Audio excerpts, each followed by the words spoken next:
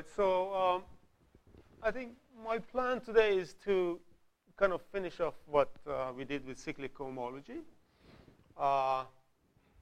And then I'll talk about this Chern character, Kahn's Chern character, and write down a kind of abstract index formula, and then try to use that to prove some integrality result, and then some statements about free groups and things like that. So, so I think that's a nice application of kind of cyclic cohomology to non-commutative geometry. It's still very early stages of the theory, but I think it's good to know in a workshop like this. Okay, so so basically, so I'm going to continue with the cyclic cohomology. Just a little bit.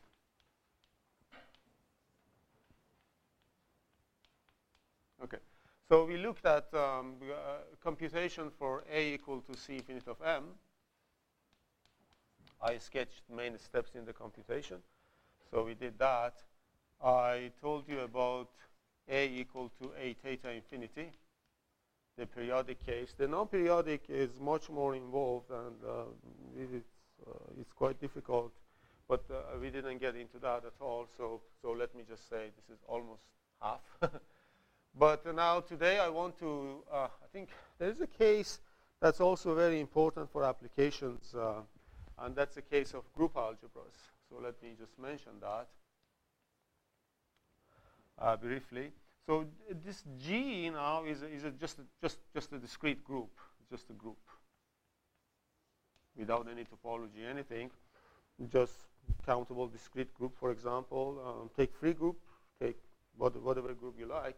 This is the group algebra, and it's a very important question to know what is HHN of, say, A, or rather CG, and HCN of A, what these guys are. So I want to recall the main theorem in this direction, which was obtained by Burgelia. So this is a theorem.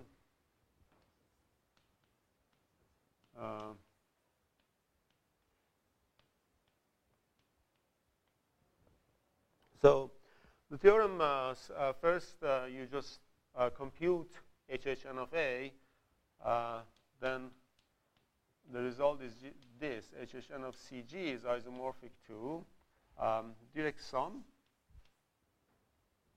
of HN of G, say, gamma, right? Where gamma belongs to bracket G. So what is this bracket G?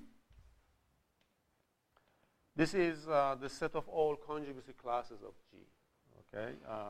Set of all conjugacy classes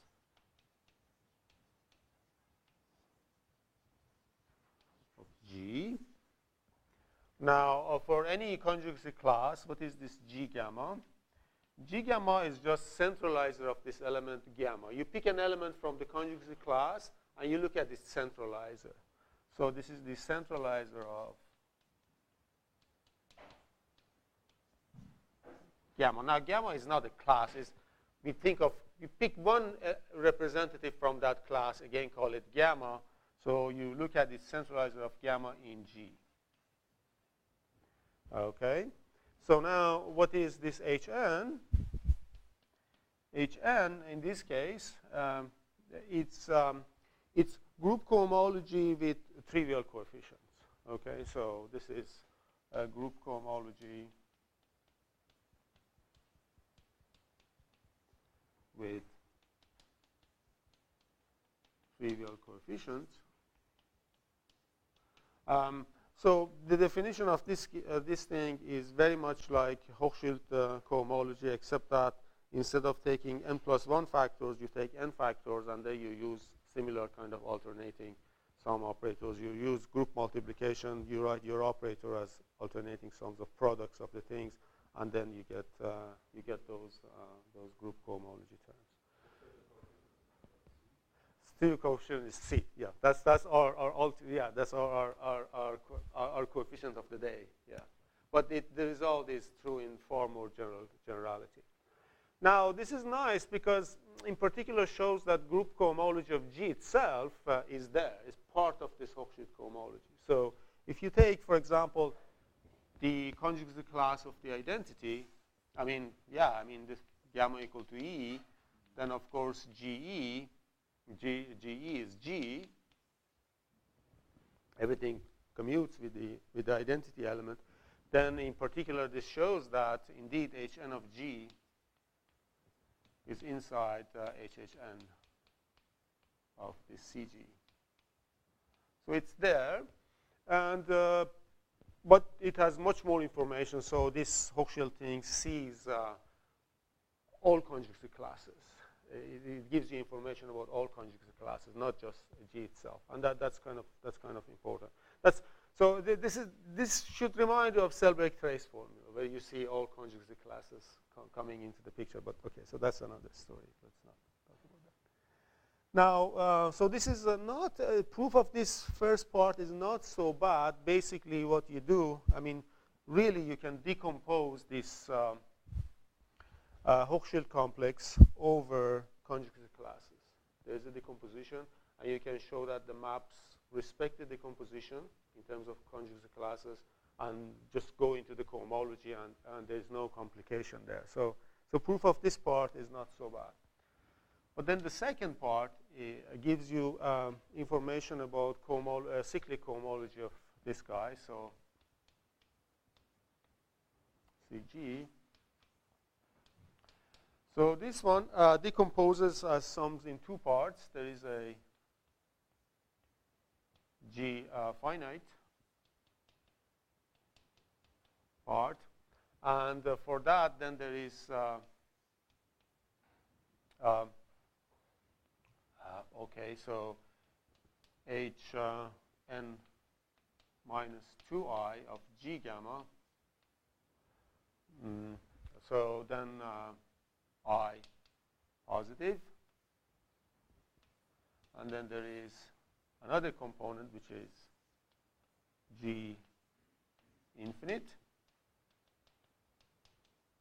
and then you have just Hn of n gamma. Okay, so what is this? So this G finite is the set of conjugacy classes of finite order, sort of elliptic conjugacy classes. Conjugacy classes of finite order, or finite conjugacy classes, and of course the other one is just infinite conjugacy classes. Maybe defined. Yeah. Now, so here you see a little bit of this effect that we saw with manifolds. Okay, as we saw with manifolds, this cyclic cohomology sees the top part and then goes down into, you see also lower dimensional cohomologies as well. And here you have that term as well here. So, but what is n gamma? So n gamma, if the conjugate class is of order infinite, then this is like G, basically is G gamma centralizer divided by Z. Because you have this gamma, you can take all powers of gamma. This is obviously in the centralizer. And you divide by that. That's a normal subgroup, so you get this. So this is the quotient of the centralizer by this element gamma, by group C. Okay, so this, as I said, this result, now the second part is much more involved. Its proof is more involved, but it's something worth mentioning, and kind of this result is very useful for applications of the theory to different things. Okay, so I won't go into proof. I won't say more. And then there is a case where this, for groupoid algebras, smooth groupoids, étale groupoids for these things also have been computed, and the result is kind of mixture of, because a groupoid is really like a mixture of space and group, right? So the result for cyclic cohomology of groupoids is a mixture of the first case and this case. Sorry? Yeah, it's CC infinity, yes, for groupoids, for example. For Lie groupoids, for example. Yeah. But it works for, yeah, okay. I should not say Lie groupoid. I should say étale groupoids. I don't think it's known for Lie groupoids. I doubt it. I don't think so, yeah. I mean, for convolution algebra of Lie groupoids, I don't think it's known. So, okay. So maybe then I just finish off with this.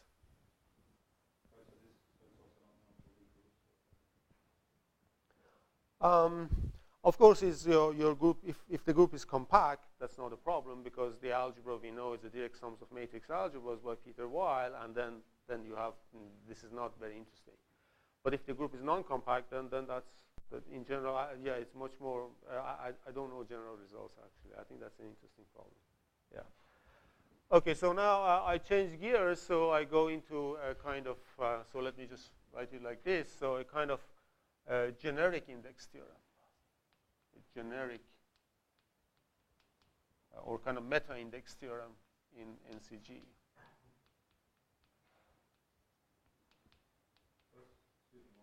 Yeah, sure.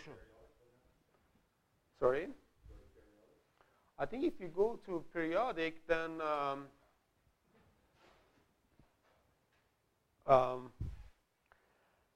I think there's a little bit of nuance here. One should be careful, the difference between cohomology and homology. I think I would be more comfortable writing homology, but okay, so but here I just started with cohomology, so I stuck with that.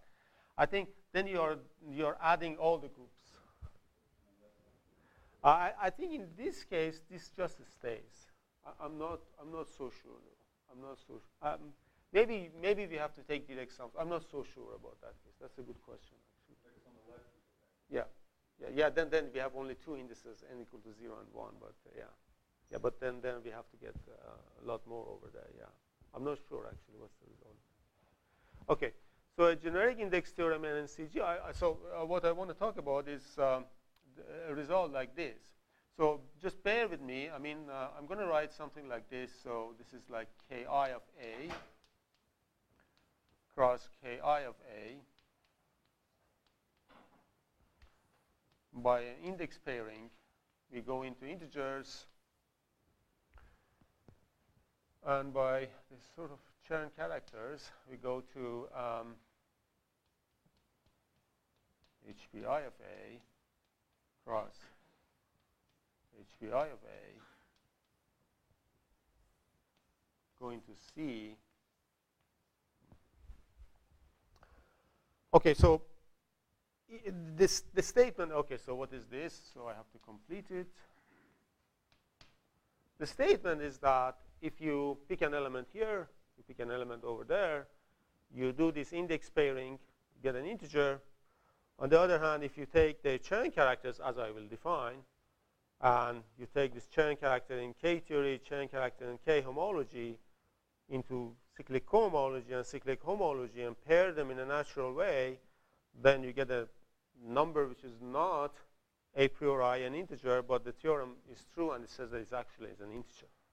So basically, all kinds of index theorems in non-commutative geometry are prototypes or are special cases of such a statement.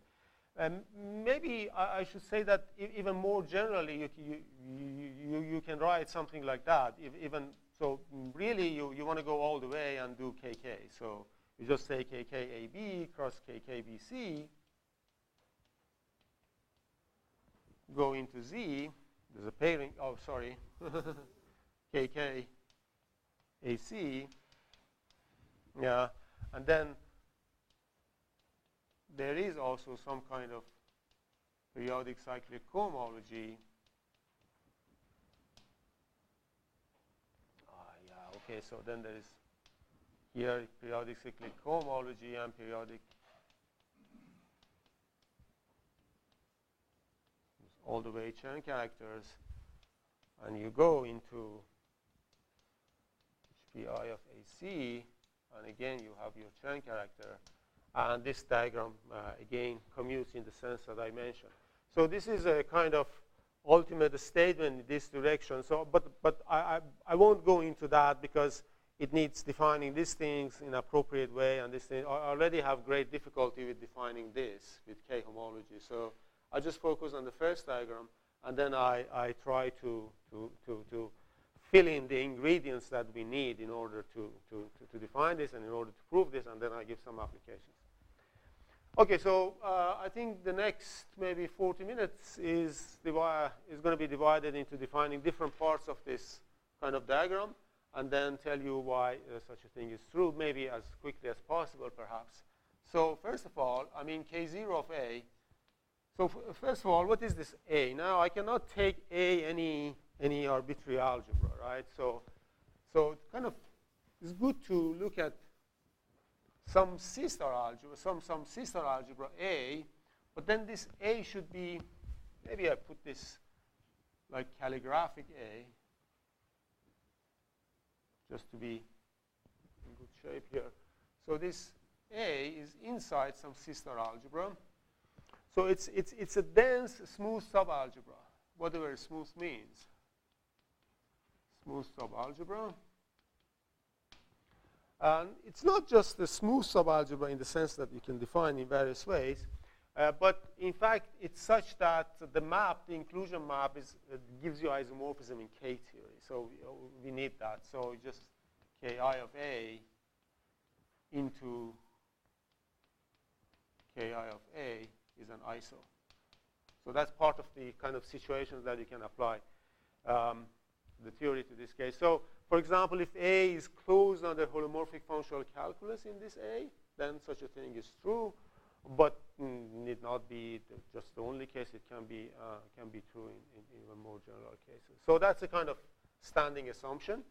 Now again, Ki of A, just K0 of A and K1 of A, just these are just topological K theories of A. So that's so I won't bother defining them. I suppose you all know about that.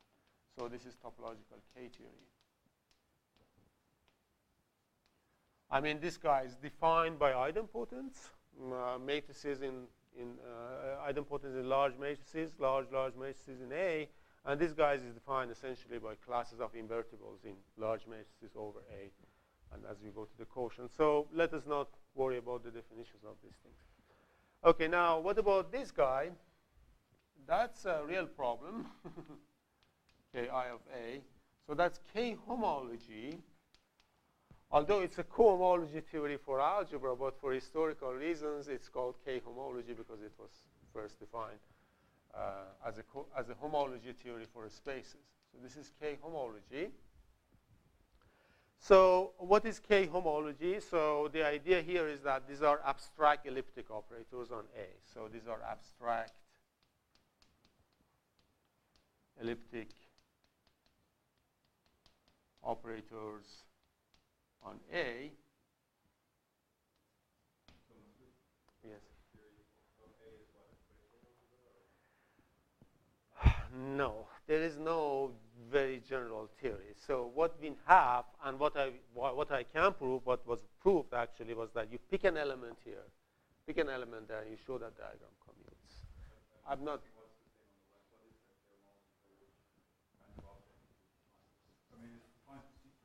It's defined for C-star algebras, but these guys are very bad for C-star algebras. So I guess there are general K homology theories for non-C-star algebras, for Fréchet algebras, but I'm not sure. They're so abstract. I'm not sure if I can prove a theorem or anyone can prove a theorem like this for that. But okay, but maybe it exists, but I don't know. So the thing is, this is a question mark. But who cares?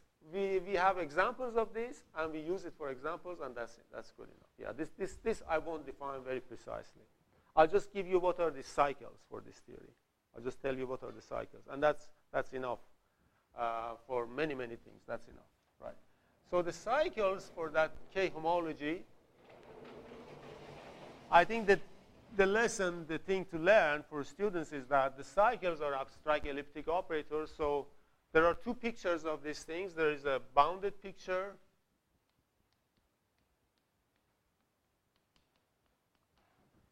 Even a little more because we want to define this Chern character map. So these are like Fredholm modules, as Kohn called them, Fredholm modules over A. So what is a Fredholm module over A? So in the even case, for example, you have a Hilbert space H equal to H plus, direct sum H minus. You have a representation pi from A to bounded operators on H. There's an even representation. And you have an operator F belonging to L of H, which is odd, and F squared equal to identity. Because an odd operator is F squared is identity. And the commutator of pi of A and F is in compact operators on H for all A. But even that's not enough. We need a smooth kind of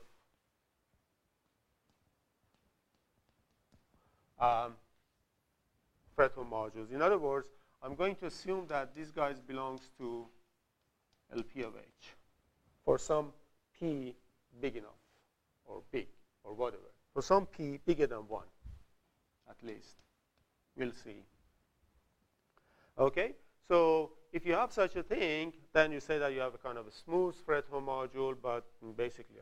So now, how the pairing on the first line works?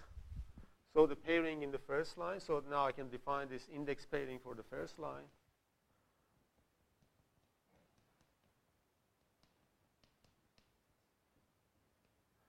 Well, take one of those elements, say even Fredholm modules, and take an idempotent one. So this is like AHF is given, right? And there is this guy, an idempotent is given. So this goes to where? Okay, so let's assume that E is in A, just to start with. E is an idempotent. Just to have a start. Let's assume E is an idempotent in A. And what is this guy? Well, you can immediately construct a Fredholm operator from this data and take its index, take its Fredholm index. So this is going to be equal to index of E, F, E, restricted to E plus of H plus, going to E minus of H minus. Using just this condition, you don't even need that condition. Using this, you can immediately show that this guy is Fredholm, and then you can take its index. Geometrically, it means that you have an elliptic operator on your space, and you are computing its index with coefficients in the bundle that comes from E. So that's what geometrically what you're doing. Now, what if E is in Mn of A? If E happens to be in Mn of A, you do the same trick. You just inflate this, right? So you just go to Hn and Fn, and then you inflate the whole thing, and then you have this An, and then you just repeat the same story over there. So this is by this inflation trick, everything works in this case. So that's the pairing in the even case. Now, in the odd case, I did not define the thing for the odd case, but it's clear how you define it in the odd case. There is no in the odd case, there's no this kind of Z2 grading, right? It's just simple non-graded Hilbert space. And in that case, we can define H, F, and class of a unitary or class of an invertible, for example. This is going to be index of another kind of Fredholm operator is P, U, P goes from PH to PH. Now, what is P? P is the idempotent you can construct from your symmetry F. This P squared is P. You can see. And then again, it's very easy to show that this guy is indeed Fredholm. In fact, it's kind of Fredholm inverse. Its inverse modulo compact operator is PU inverse P. You just use these relations. You can show that that's the case. So we have defined the pairing. So that's pairing defined. Now, what about that map CHI? This is Kahn's Chern character. Sorry? For the second one? It's a unitary. U is a unitary. Oh, F is abstractly, you don't need it, but in all examples, this is really self-adjoint.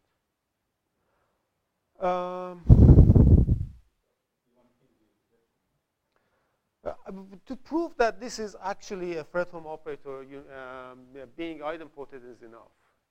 Yeah. Being idempotent is really enough. Yeah. Yeah. So now, how this Kahn's Chern character is defined? Well, we can define this, say, of AHF.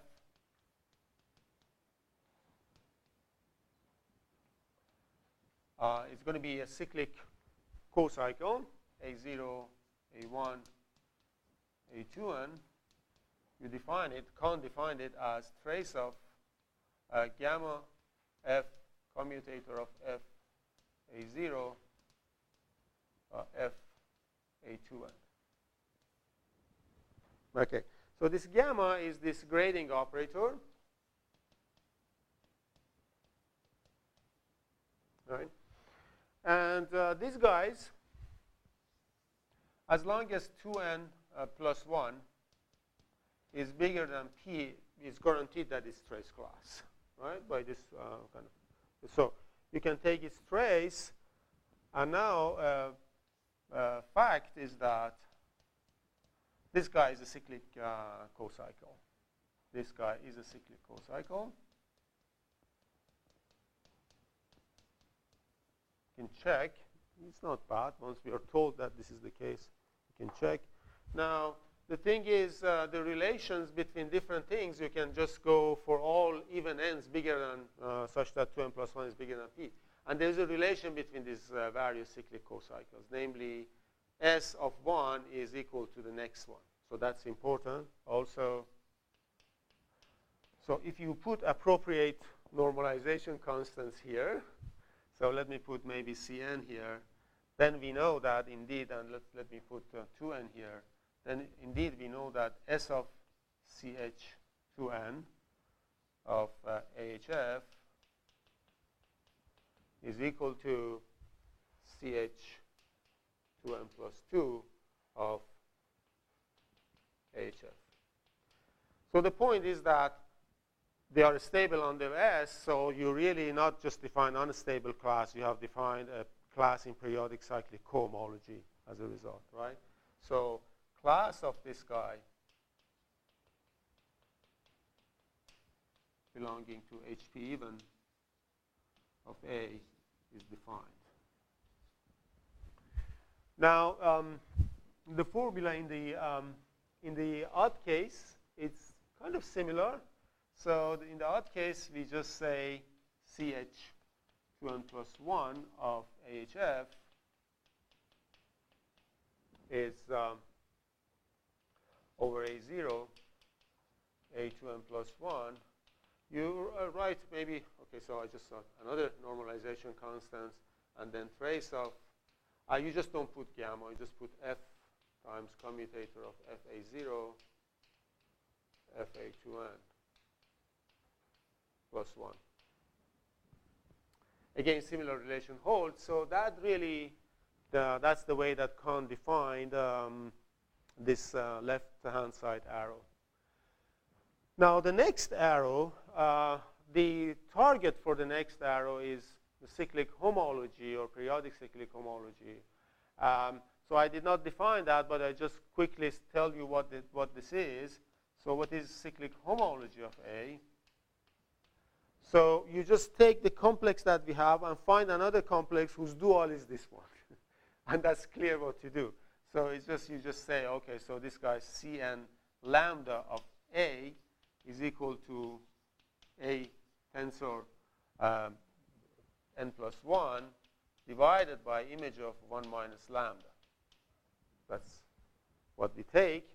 And then there is this operator B, which is exactly like before, except that you don't work with cochains, you work with just tensors directly, multiply, take alternating sums, right? So then this goes from C lambda to Cn, minus 1, and yes, and then then you have a complex, and its homology is HCn of A, cyclic homology of A. Now these maps, the second arrow maps, then are defined like this. What is CHI of an idempotent, for example? How we define it in that case? Well, it's easy to define this, at least just, so this is just E tensor E 2n plus 1 times. Well, you look at its class in HC 2n of A. You have to show that B of this is 0 in this quotient complex, but that comes from the definition. That's not a problem. Now you might ask, what if M is in MQ of A, is an idempotent there? What would you do? Then you take trace of this guy. You multiply, you take the tensors, and then you take trace of these guys. So we have, okay. So get trace of this guy. So apply trace.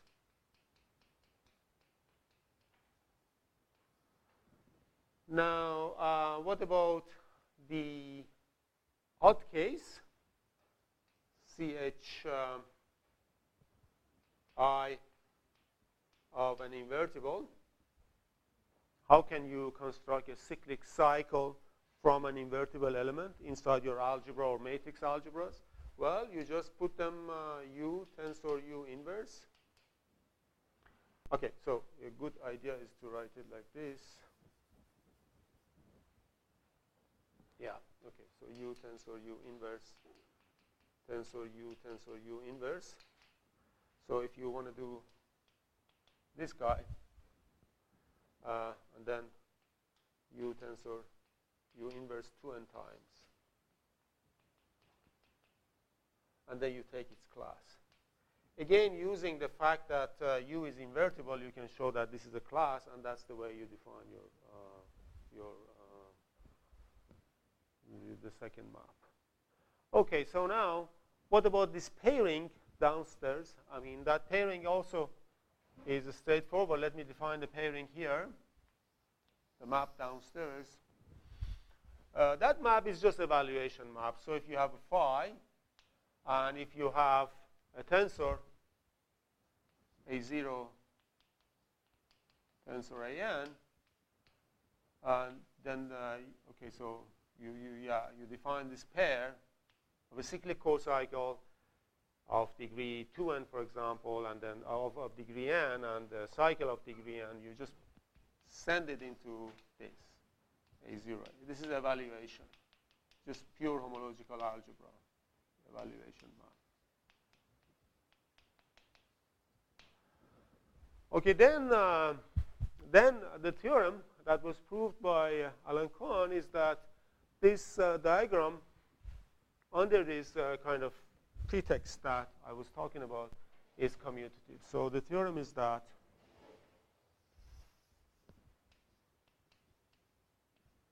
this this diagram commutes. This is actually from his 1985 or 1981, whatever you believe.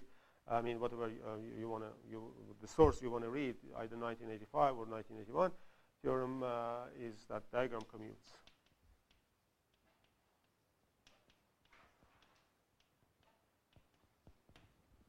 Now, to prove this, okay, so you have to be very careful with the algebra, but at the end of the day, you need one formula that gives you the proof. The formula is the formula that relates index to trace. What is the formula? The formula is that if, for example, T is a Fredholm operator, and S is a parametrix for T, namely S is such that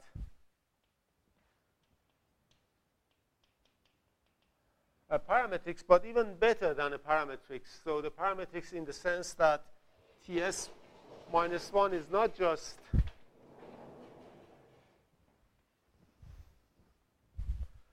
is 1 minus St belongs to some, say, Ln, right? And it's not just compact, is in Schatten ideal Ln, and 1 minus Ts also belong to Ln. By the way, such parametrices always exist. You can even arrange these guys to be in finite rank operators, let alone being in things. So such things exist. But if you have such a situation like that, then indeed index of T is equal to trace of. Now I have to be careful. 1 minus St, I'm not sure, St to the power n, minus trace of 1 minus Ts to the power n. You use this formula as basic ingredient in proving commutativity of the diagram. So that's the thing. So okay, so that's quite a useful thing to have. Now I'm going to give some examples and apply this to free group in 2 generators, and then that's a very nice application of this sort of index theorem.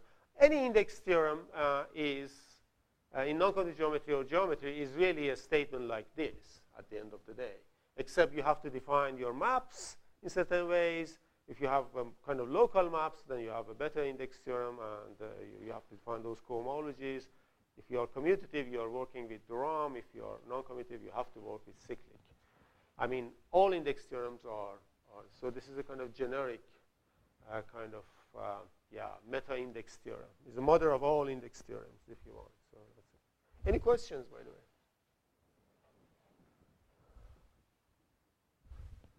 Okay, so it's time to erase the board.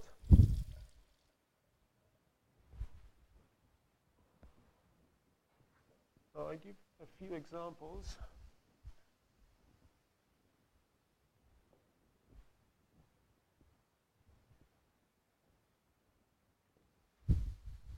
I'm going to give my last example first because I may run out of time. So let's give the example of.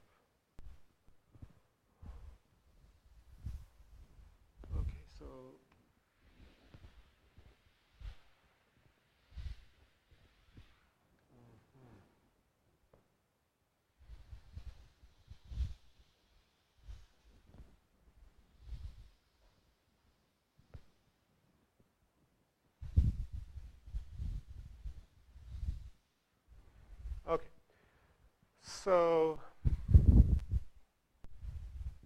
Okay, so maybe I should give my last example. So let's take this C star algebra A equal to C star reduced F2. So F2 is a free group on 2 generators.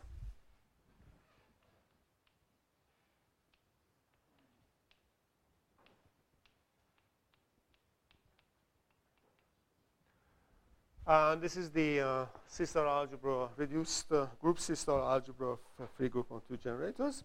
So there was a problem, long-standing open problem, to show that this guy has no non-trivial idempotence. So the goal is to show that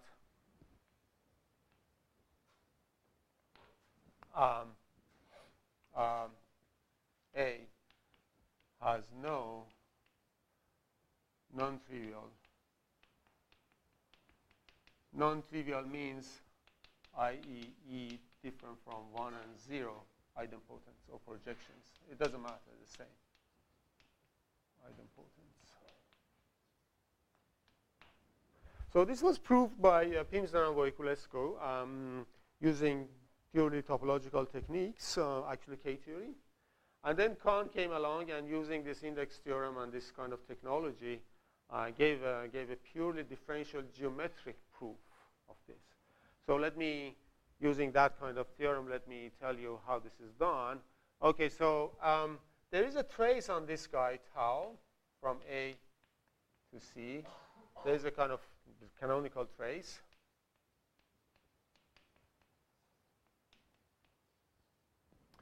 So this is positive, faithful tracial state, if you want. This is a canonical trace that comes from the group structure on F2. So basically, in its fundamental representation, GNS representation, tau of A, you can say, is inner product of pi of A E. Well, E is really bad now. Is not idempotent. It's the unit of the group. Maybe I put U and U. That's the unit of F2 in L2 of F2 as a basis. Maybe I should put delta U. Yeah, okay. So there's this trace. Now, how do you show that no such non-trivial exists? Using this trace, it's easy to see that this boils down to showing that tau of E can be only 0 and 1, right? Tau of E is always between 1 and 0. That's easy to see because E squared is E. You can assume E is a projection, so that's not a problem. So that's okay. So if you show tau of E is equal to 0 or 1, i.e. is an integer, right? If you show that this guy is an integer, then faithfulness of tau implies that E should be equal to 0 or 1. That does it for you. That's easy to see. So now what we have to show that this number is a priori is only a real number between 0 and 1. We have to show that this is just either 0 and 1. This is an integer, right? So it's an integrality result. So how do you prove a number is an integer?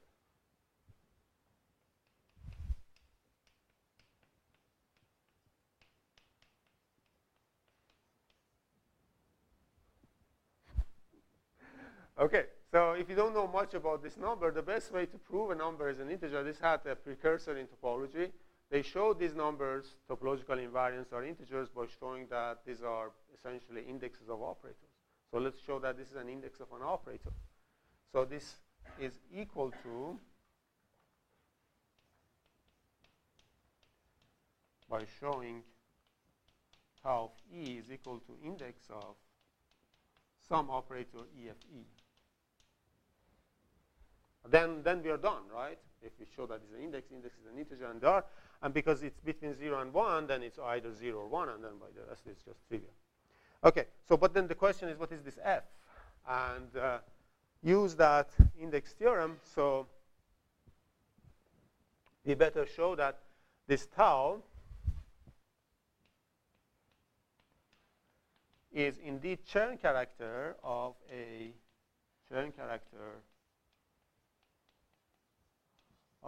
one-summable even Fredholm module on this guy, on the dense subalgebra of A. It's a Chern character of a one-summable even Fredholm module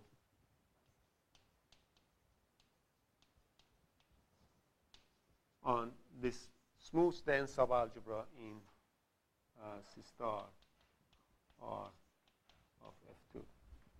So let's not worry about the definition of A. It can be defined. Let me just define this Fredholm module for you, and then we can just and show that its Chern character is this guy. So what is this guy? Well, so what they took is this. So take a tree. So a group, we know a group is free if and only if it acts freely on a tree, right? So this group, a tree, for example, it could be Cayley graph of this F2 itself. So kind of thing, you start here, you move by two generators A and B, for example. This is A inverse, this is B inverse, and then you repeat, and you construct an infinite tree and describe it. Okay, so what is your Hilbert space now out of this? It's Hilbert space of this infinite graph T. Let T0 be set of vertices of T, and T1 is the set of edges of T. And then your Hilbert space is like this. H plus is just L2 of T0.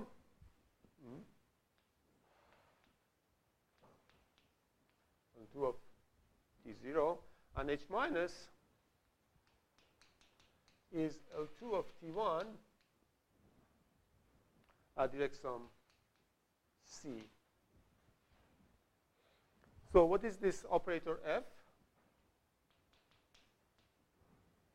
So the operator F is defined like this. So F is going to be equal to 0, P, Q, 0. So I just define an invertible P, in fact an isometry P, from H plus to H minus. To do this, you fix a kind of map phi from T0 minus, so let's call this point maybe P. I didn't use P so far. Yes, little p, no, I didn't use. It's called the origin, for example. Fix an origin in your tree and call it P. T0 minus take away P to T1. So basically what it does, if you have any point away from the origin, you send it to the unique geodesic that connects that point to this to that vertex, right?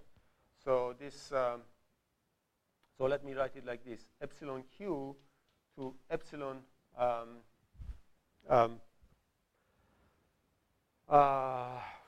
how to say this, to the unique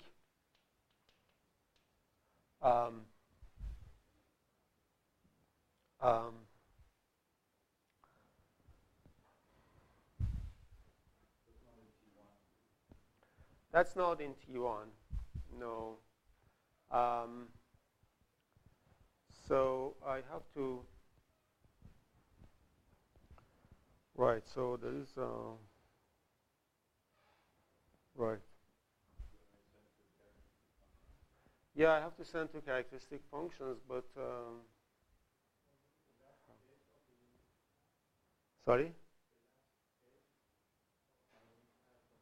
Oh, yes, that's the last edge, right, that's right, yeah. They are, thanks, Raza. Yeah, this is last edge of the unique geodesic.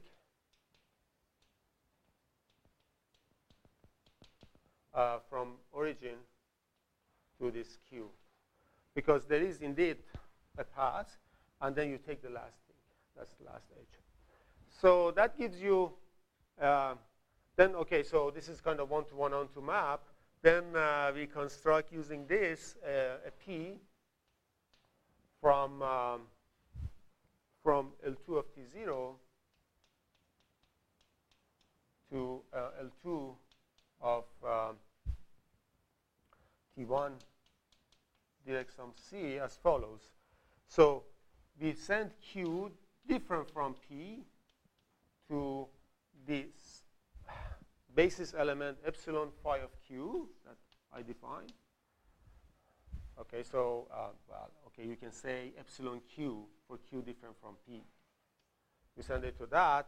And what about P itself? Rather epsilon P, you send it to 0, 1. Yes. Right. Then with a little bit of work, you can show that this guy is one summable. This yes, it's an isometry. Yes, but the action matters. Action is everything. Yeah, action matters. AHF, because always F is just an invertible thing. It looks like all the index information is washed out, but it's all gone into the action. So AHF is a one-summable Fredholm module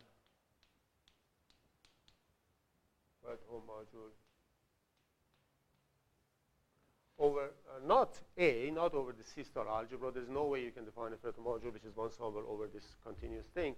but over dense subalgebra. In fact, you can define the dense subalgebra as those things such that the commutator is in L1, and that works. Then you can show that you have a dense subalgebra, and that's closed under holomorphic functional calculus.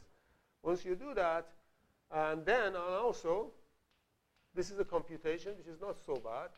You just compute Chern of AHF, which is, so if you want to compute it over some A, you have to compute operator trace of gamma, which is the pairing, F, commutator of F and A, right? You compute that, and it turns out this is exactly equal to group system algebra trace of A. So it's a group system algebra trace of A. So then that's it. You're home now, because so yes, tau is in the range of constant character.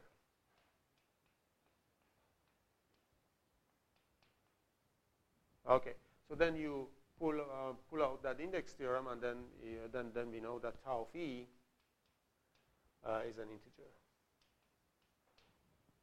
So that's the, and in fact, this proof of integrality is in line with applications of original applications of index theorem to topology. You have a topological number, some Chern numbers, some Pontryagin numbers, something. You want to show that they are integers.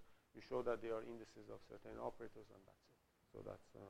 So that's very much in line with a standard application of index theorem to algebraic topology. But it's a highly non-commutative situation. So I think that's a very good thing. And then I think, okay, so right. I wanted to show a couple of more calculations, but to start them, I think, I mean, really, I can't finish them. So I better don't start this thing. So maybe tomorrow I spend 10 minutes finishing that calculation. But then tomorrow I want to talk about our joint work with Farzad on curvature for non-commutative tori. So that's so tomorrow is going to be all new stuff. So it's going to take a different turn. So we become like I go into spectral geometry, and we look at spectral zeta functions, values, and residues of zeta functions, and then we see how curvature is related to that, and then the computations. And of course, Farzad will give a talk next week. So for details and hard calculations, you have to talk to him, and you have to go to his talk. So that's the thing. Okay, so I think I better stop now. Yeah. Thanks.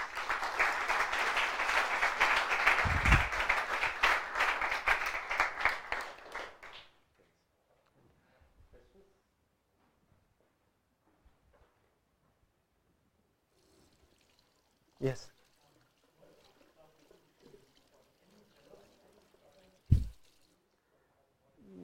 Yes, I think yeah, these kind of techniques have been applied to word hyperbolic groups. Yeah, I think has been extended. Yes. I'm not an expert on Baum-Cohn conjecture application. I have a feeling that Kasparov's technique is a kind of elaborate version of this. I think really it's. You show, you prove this sort of result by showing that they come from some elliptic operators. Your topological invariants come from elliptic operators. So this, I think dual Dirac method is kind of resonates this well with this, I think.